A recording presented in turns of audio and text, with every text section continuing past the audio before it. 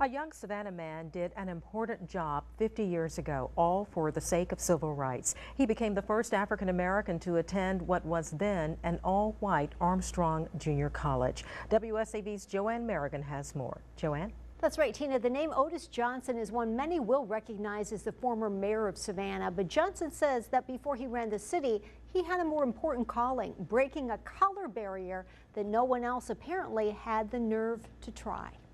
Apprehensive because I didn't know what was going to happen, but they had all of this area barricaded off. He's not 21 anymore, but Otis Johnson remembers the day 50 years ago when he came to what was then the administration building at Armstrong Junior College. And there was a Savannah fire truck hooked up over there in case they had a riot or something. It was June 12, 1963. On my first day of class is the night that they killed Medgar Evers. He says coming back on June 13th was hard. It was scary because you didn't know what would happen. Still, Johnson was committed. He'd been among a group of 65 African-American students that wanted to transfer to Armstrong, but he was the only one who went through with it. No black people had ever been here before. And it takes a certain amount of nerve or grit or guts or whatever you want to call it to go out.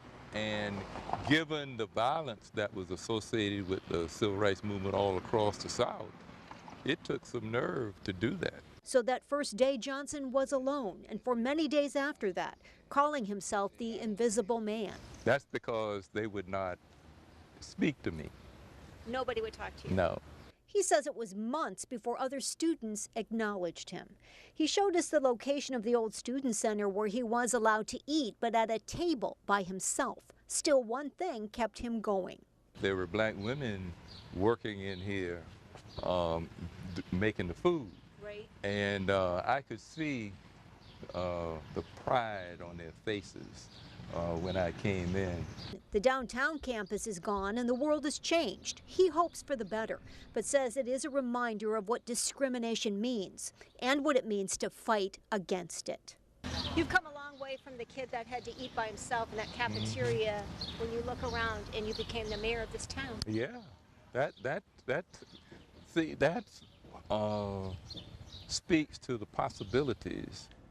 And there's more to the story. Tomorrow night we'll talk with Johnson about how far he really believes racial equality come. JoAnn Merrigan, WSAV News 3.